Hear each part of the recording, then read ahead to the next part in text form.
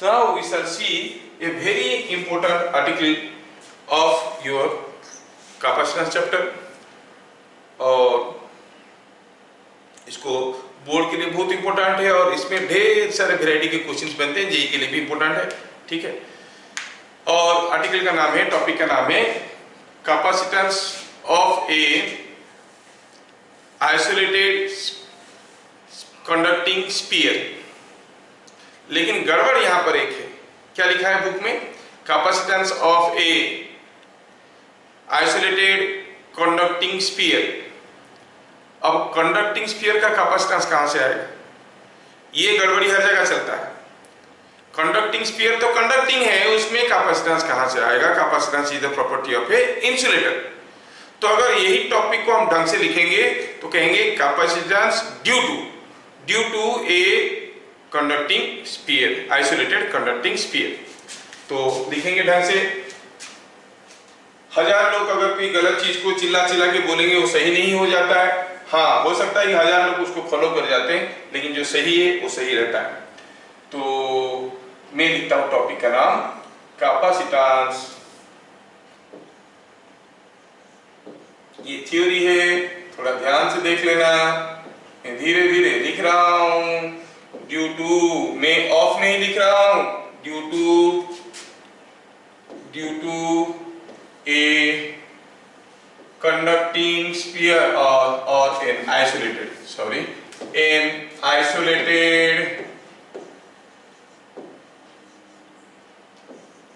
conducting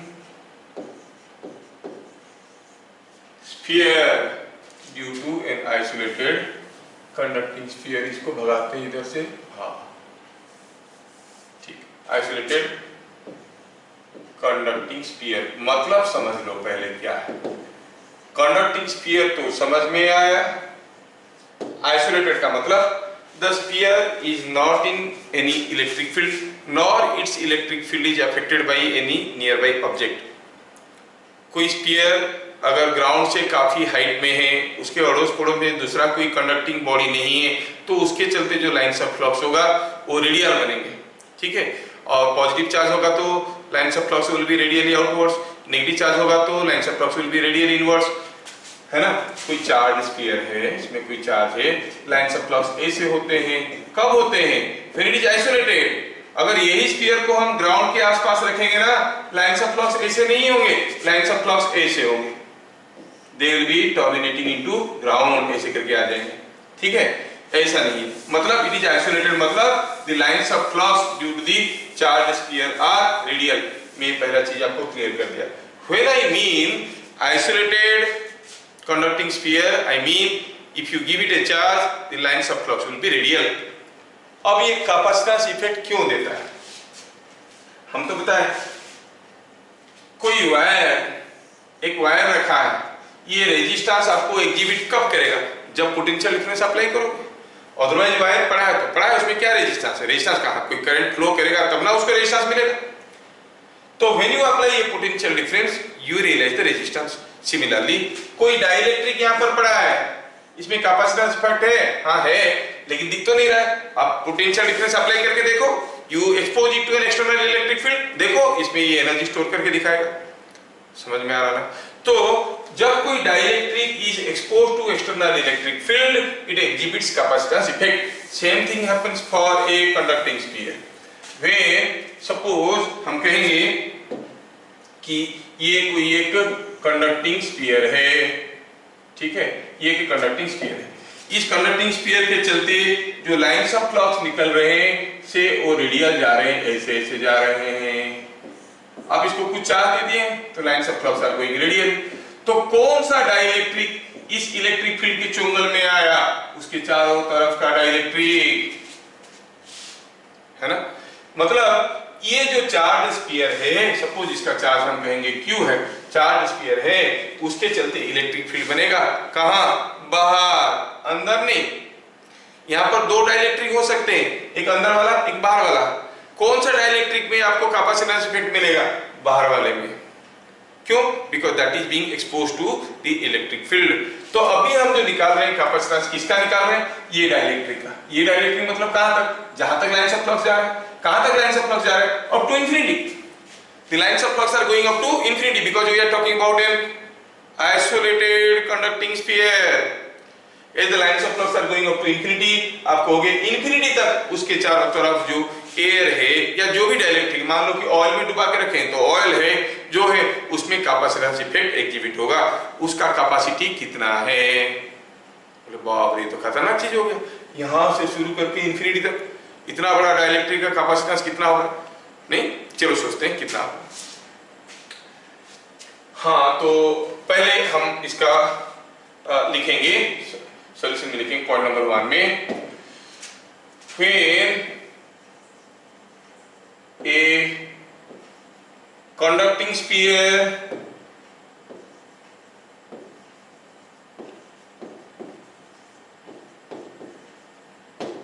is charged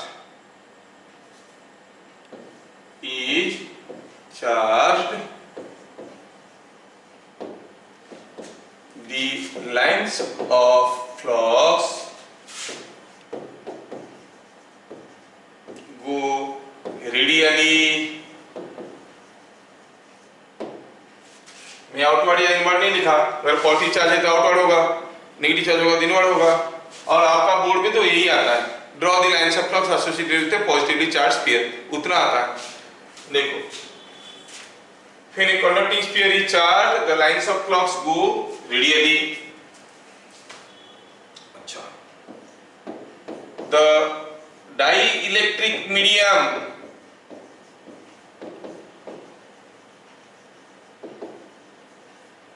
around the sphere exhibit capacitance effect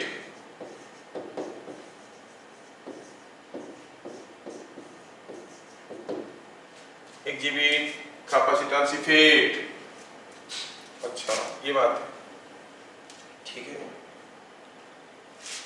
number 3, हमें पता करना है what is the capacitance if q amount of charge appearing at the ends of the dielectric develop a potential difference V, then the capacitance is Q by V, है ना। तो हम कहेंगे ये है हमारा कंडक्टिंग स्फीयर, ठीक है, और इसमें हुआ क्या है, इसमें हुआ यूं है कि लाइंस ऑफ फ्लक्स ऐसे जा रहे हैं रेडियली, दूर दूर तक जा रहे हैं, कहां तक जा रहे हैं, अप टू इंफिनिटी जा रहे हैं। अच्छा, और हम इसमें अगर हम Q चार्ज दे देंगे तो हमें पता ये करना है कि what will be the potential difference between this is one end of the dielectric and other end of the dielectric कहां है? At infinity. The other end of the dielectric is at infinity. हमें potential difference पता करना है ये दोनों point में। The surface of sphere behaves as one surface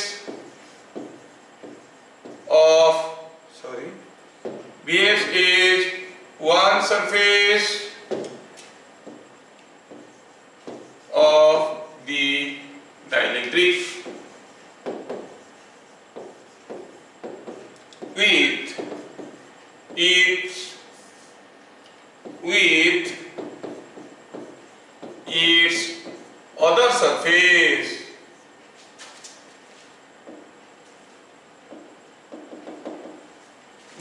its other surface being at infinity. If Q amount of charge, ये derivation आता है ना, इसीलिए मैं लिख रहा हूं, is given to sphere, then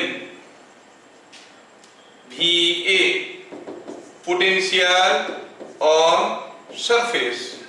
आपको मालूम है कोई चार्ज कंडक्टिंग स्फीयर का, अगर इसका हम कहेंगे कि रेडियस इसका r है, इसका रेडियस अगर r है तो आपको मालूम है कि पोटेंशियल डिफरेंस क्या होता है, ये charge on the surface, potential on the surface क्या होता है, k q by r, और पूरा लिखें q by 4 pi epsilon r. I write epsilon, I don't write epsilon 0. हाँ, अगर आप लिखोगे epsilon 0 तो लिख सकते हो, assuming the sphere is in air, it is q by 4 pi epsilon into r. Sorry, 4 pi epsilon into r. मैं epsilon 0 नहीं लिख रहा हूं, देखो बुक में आपको एप्सिलॉन 0 मिलेगा क्योंकि taking it granted the sphere is in air. Be careful. आप चाहो तो एप्सिलॉन 0 लिख सकते हो if it is mentioned that the sphere is in air. तो if it is in oil accordingly the value of epsilon is to be put there. अच्छा, v infinity potential at infinity. अब कोई भी एक finite source के लिए infinite distance में क्या पोटेंशियल बनेगा, ऑब्वियसली 0. हाँ, ये पता चल गया. ठीक है, अगर ये बात है तो हम कहेंगे पॉइंट नंबर 4 में capacitance is q by va minus v infinity. क्योंकि q बाई v होता है कैपेसिटेंस. हमारा जो c is equal to q by v है, हमारा जो c is equal to q by v है, उसमें v क्या है, pd across the dielectric. Dielectric के अक्रॉस में क्या पोटेंशियल डिफरेंस है. हाँ, तो q है और va minus v naught v infinity क्या हो गया, तो 0 है. सेम एज va और वैल्यू डालो q by k q by r. Simplify करो तो क्या आ गया, r बाई k, और k क्या होता है 1 by 4 pi epsilon, so it is 4 pi epsilon r. हाँ, the capacitance of such a dielectric which is encircling or enclosing a conducting sphere is 4 pi epsilon r. गलत फहमी में मत रहना कि this is not the capacitance of the conducting sphere, it is the capacitance of the dielectric surrounding the conducting sphere. Is that clear? Parallel plate capacitor में the capacitance is not the of the parallel plates, it is capacitance of the dielectric in between. तो ये जानकारी होना बहुत जरूरी है क्योंकि कैसा क्वेश्चन आया है मैं बताता हूँ. वो बोलेंगे कोई हॉलो कंडक्टिंग स्फीयर था, उसके अंदर ऑयल भर दिए, कैपेसिटेंस बढ़ेगा कि घटेगा. अरे कंडक्टिंग स्फीयर के अंदर तो इलेक्ट्रिक फील्ड होता ही नहीं है, तो फिर वो कैपेसिटेंस को कुछ अफेक्ट नहीं करेगा, है ना. इलेक्ट्रिक फील्ड होगा तो dielectric will be exhibiting capacitance effect. तो कोई हॉलो कंडक्टिंग स्फीयर के अंदर अगर हम डाल देते हैं oil, capacitance is not going to be affected. लेकिन हॉलो कंडक्टिंग स्फीयर को अगर ऑयल में डुबो देंगे तो चारों तरफ ऑयल हो गया, अब उसको चार दो कैपेसिटेंस इफेक्ट बदलेगा. ध्यान में रहे. फिर मैं लिखना चाहूंगा फिर epsilon is very important permittivity of the surrounding medium.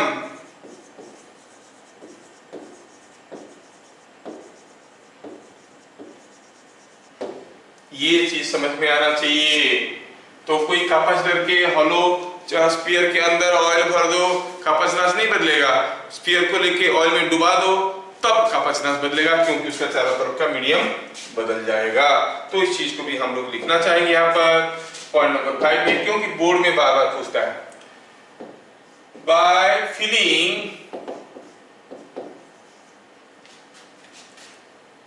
oil in a charged hollow conducting sphere,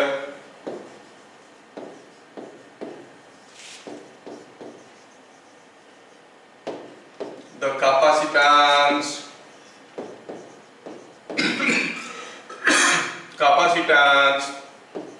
does not change.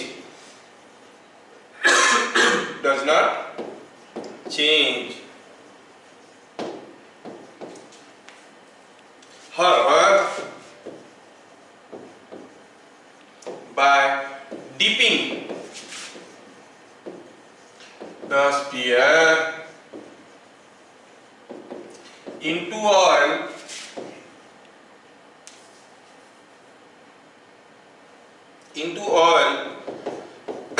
the capacitance changes.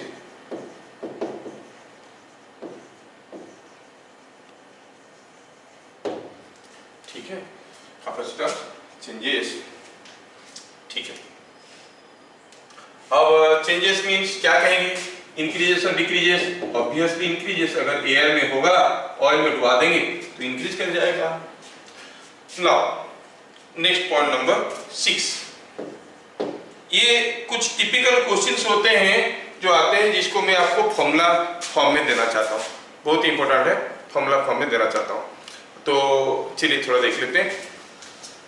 ये केस स्टडी है, केस स्टडी। आप जो लोग एंट्रेंस के लिए तैयारी कर रहे हैं इसके आंसर्स को याद रखेंगे, लेकिन बोर्ड में तो डायरेक्ट क्वेश्चंस आता है, आप डायरेक्ट फॉर्मूला करके यूज नहीं कर सकते, आपको डिराइव करना पड़ेगा। कैसे डिराइव करने का पड़ेगा उसका प्रोसेस भी मैं अभी कर रहा हूं। ठीक है, n number of similar mercury droplets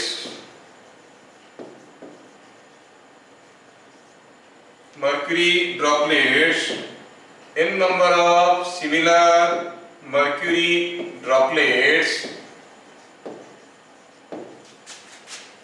each charged to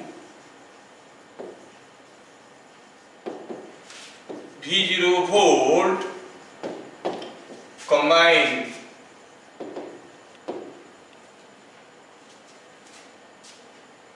ठीक है, if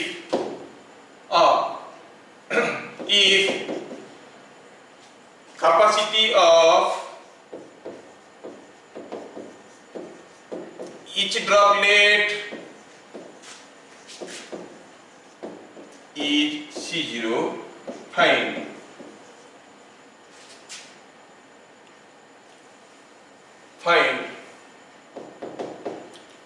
capacity of the bigger drop,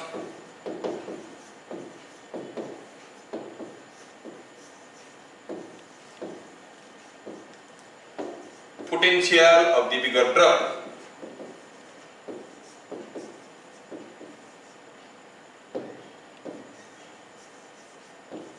ठीक है, ये दो चीज आपको निकालने के लिए आते हैं। हम कर लेंगे इन टर्म्स ऑफ एल, वो आपको देंगे 1000 या 729 और 8 ऐसे कुछ दे देंगे, आपको करना होता है। सो इन टर्म्स ऑफ एन हम लोग कर लेंगे तो हमारे पास एक रेडीमेड फॉर्मूला बच जाएगा।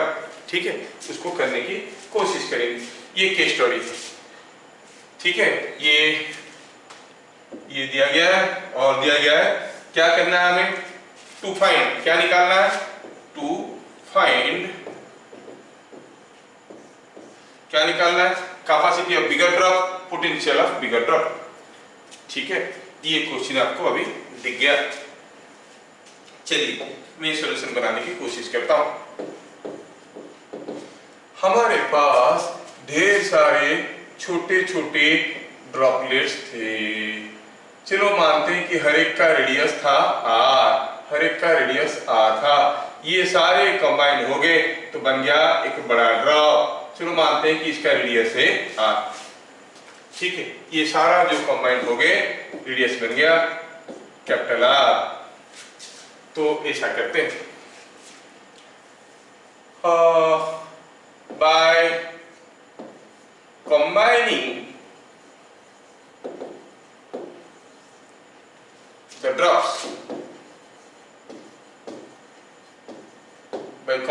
drops, total volume remain same, जितना वॉल्यूम का मर्क्यूरी था वही तो रहेगा, कम ज्यादा कैसे हो सकता है।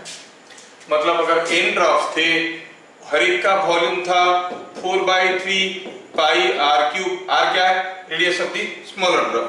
r क्या है, radius of the smaller drop. ठीक है, 4 पाई r क्यूब। तो जुड़ने के बाद क्या बन गया ये 4/3 पाई कैपिटल आर क्यूब। सारा चीज नहीं लिख रहा हूं, फिगर में दिखा दिया। तो मार्कपीट करो तो क्या मिल गया, it is coming out to be capital R is equal to cube root ले लेते हैं 4/3 पाई तो कैंसिल हो गया, 4/3 पाई कैंसिल हो गया दोनों तरफ, और क्यूब रूट ले लिए तो मिलेगा it is coming out to be capital R is equal to n to the power 1/3 into small r। ये चीज हमें चाहिए आगे की कैलकुलेशन के लिए। अच्छा, न्यू कैपेसिटेंस कितना हो जाएगा, न्यू कैपेसिटेंस किसका, बड़ा ड्रॉप का। कैपेसिटेंस तो बहुत सिंपल है 4 पाई एप्सिलॉन 0r, है ना। अच्छा, ये कितना है, अच्छा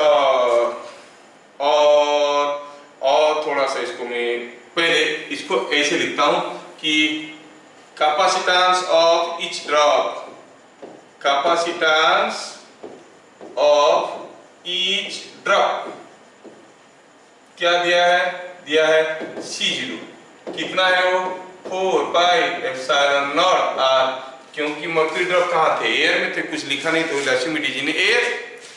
अच्छा, ये दिया है C0। Capacitance of the bigger drop, capacitance of bigger drop बहुत इंपॉर्टेंट है ये आपका बोर्ड के लिए, is equal to C dash, कितना हो जाएगा obviously 4 pi epsilon naught into capital R, क्योंकि कैपिटल आर है इसका रेडियस।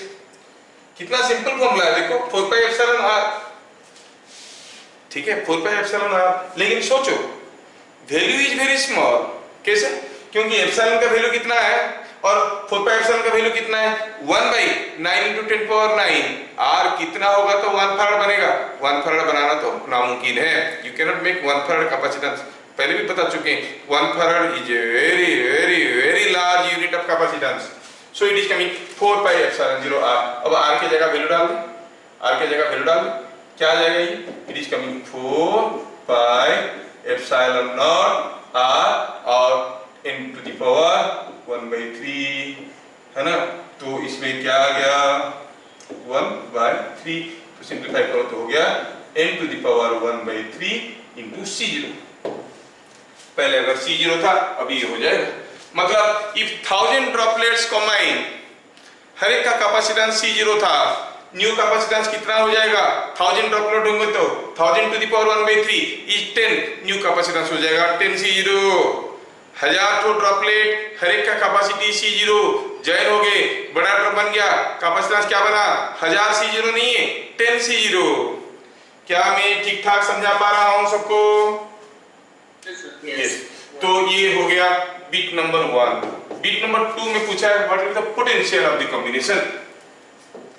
तो जब सारे ड्रॉप्स मिल गए, सबका चार्ज मिल गया नहीं, तो total charge of the bigger drop, total charge of bigger drop, bigger drop का टोटल चार्ज कितना हो जाएगा भाई, टोटल चार्ज हो जाएगा कितना, ये हो जाएगा n इंटू हर एक ड्रॉप का जो था, हर एक ड्रॉप का क्या था q, q is charge on each small drop, on each small drop, है ना।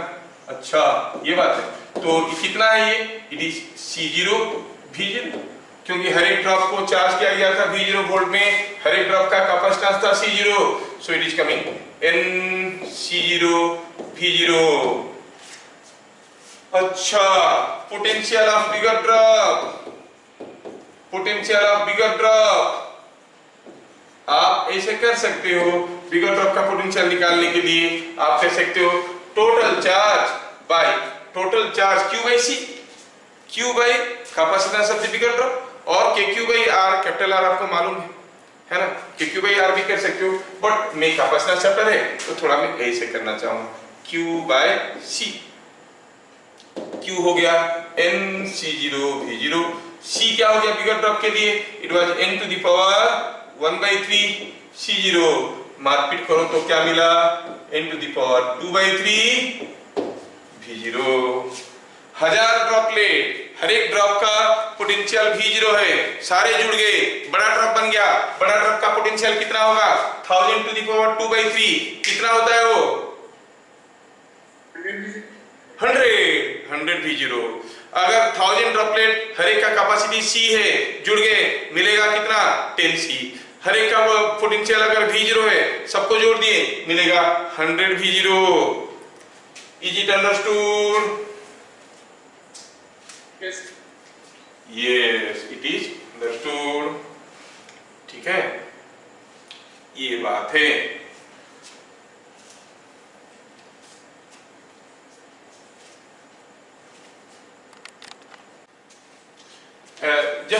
रिमेंबर सम इंपॉर्टेंट फॉर्मूले, इसको यूज करके कुछ क्वेश्चंस बन सकते हैं। अगर हम कहेंगे एक capacitor C1 charge to potential V1 is connected across another capacitor C2 charge to potential difference V2 और इन दोनों को कनेक्ट किया गया with like polarities together। What will be the V PD across combination? क्योंकि ये मिलने के बाद और कोई बड़ी चीज नहीं है। मैं ये फॉर्मूला देने के लिए इसलिए सोच रहा हूँ कि कुछ जगह देते हैं तो आप लोग इसको फटाफट कर लोगे न्यूमेरिकल्स। तो हम जानते हैं potential difference across the combination क्या हो जाएगा जोड़ने के बाद? नेट चार्ज में net capacitance. Net charge is C1 V1, इसमें C2 V2, net capacitance is C1 plus C2। खत्म। ऐसा करके भी फॉर्मूला आपको मिल जाएगा, ठीक है ना? ऐसे करके भी फॉर्मूला आपको कहीं कहीं मिल जाएगा।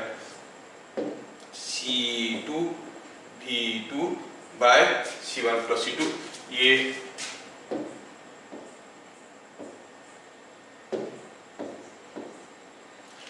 अगर ऑनलाइन पोलैरिटीज होता तो फॉर्मूला क्या बनता? कौन बताएगा? यस, इसी का ही एक एक्सटेंशन है। Suppose there are two conducting spheres of different radii R1 and R2। उनका रेडियाई R1 एंड R2 है and they are at infinite distance from each other. They are charged to potentials V1 and V2. Now they are switched on. अब हम switch on करेंगे bye ये thin fine conducting wire. इसमें potential था V1, इसमें potential था V2। Switch on करेंगे, अगर V1 V2 बराबर नहीं है तो चार्ज फ्लो करेगा, अगर V1 V2 बराबर है तो चार्ज फ्लो नहीं करेगा। तो चार्ज फ्लो करेगा, तो चार्ज फ्लो करेगा तो what will be the common potential? You can think ये जो कैपेसिटेंस है कोई एक स्फीयर का, थोड़ा सा सोच लो। ये जो स्फीयर है इसका जो capacitance it is up to infinity. Infinity में you can say the lines of flux are reaching to ground, ऐसे सोच सकते हैं। हम कहेंगे this is forming capacitance with ground, this is forming capacitance with ground. ऐसे इसका कैपेसिटेंस C1 है, इसका C2 है, तो यू से ग्राउंड इज और infinity is common for both of them. Infinity is common for both of them. इसका मतलब ये दोनों कैपेसिटर का एक एंड इंफिनिटी में कनेक्टेड है, दूसरे एंड को आप लोग यहां पर जोड़ दिए तो क्या हो गया? दोनों पैरेलल में हो गए। क्या मेरा लॉजिक आपको समझ में आ रहा है? Yes, there one end is connected to each other at infinity. इसका एक एंड, इसका एक एंड, दूसरा एंड को आप जोड़ दिए तो दोनों कैपेसिटी पैरेलल हो गए ना। तो फिर क्या हो जाएगा? अब जो कॉमन पोटेंशियल हो जाएगा, क्या हो जाएगा? What is the common potential? I will say common potential. दोनों को जोड़ने के बाद कॉमन पोटेंशियल इसी फॉर्मूले को लगा सकते हैं। कैसे? C1 V1 minus C2 V2 sorry plus C2 V2 by C1 plus C2। लेकिन C1 क्या है? 4 पाई एप्सिलॉन R1। C2 क्या है? 4 पाई एप्सिलॉन R2। तो 4 पाई एप्सिलॉन ऊपर नीचे कॉमन चला जाएगा, क्या मिलेगा?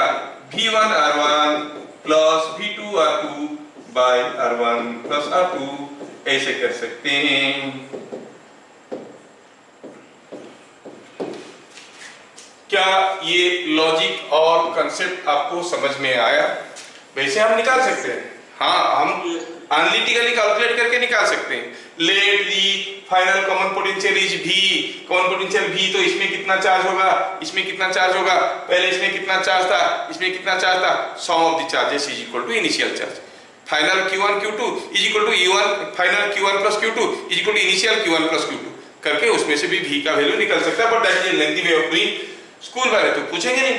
तो आपको ये फॉर्मूला मिल गया, if two conducting spheres, but remember if they are far away, तब जाके, कभी कभार तो बुक में लिखता नहीं है they are two spheres they were joined by a wire, mention होना चाहिए कि they are far away from each other, नहीं तो इंफिनिटी में उनका कॉमन कैसे आ जाएगा, है ना।